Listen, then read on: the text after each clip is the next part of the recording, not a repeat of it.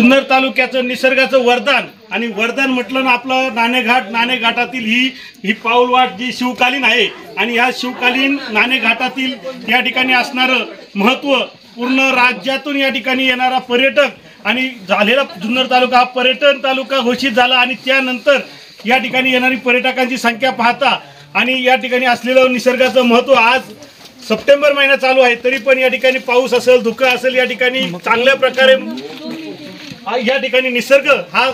बहरून गेलेला आहे आणि या ठिकाणी या पावसात भिजण्याचा आनंद सर्व पर्यटक घेत आहे। सर्व पर्यटक जे जुन्नर तालुक्यात येतात या सर्व तमाम महाराष्ट्रातील पर्यटकांचं जुन्नर तालुक्यात शिवजन्मभूमीत आम्ही स्वागत करतो आणि पुढील येणाऱ्या काही वर्षांमध्ये नक्की जुन्नर तालुक्यातून येणारे समजा रस्त्याची आजची जी गैरसोय आहे भविष्य काळात नक्कीच या ठिकाणी चांगल्या प्रकारे केली जाईल कारण या ठिकाणी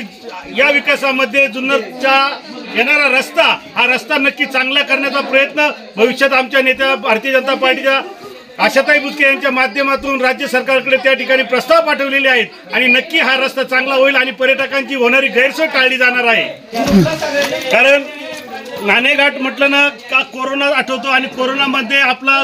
जुन्नरचा शिवजन्मभूमीतला आपला माणूस ज्यावेळेस या ठिकाणी खिंडीतून चालत आला परंतु प्रशासनाने त्यावेळेस त्यांना एंट्री दिली नाही त्यावेळेस स्वतः आशाताई बुचके या ठिकाणी येऊन पोलीस खात्याबरोबर संघर्ष केला आणि येणारा माझा जुन्नर तालुक्यातील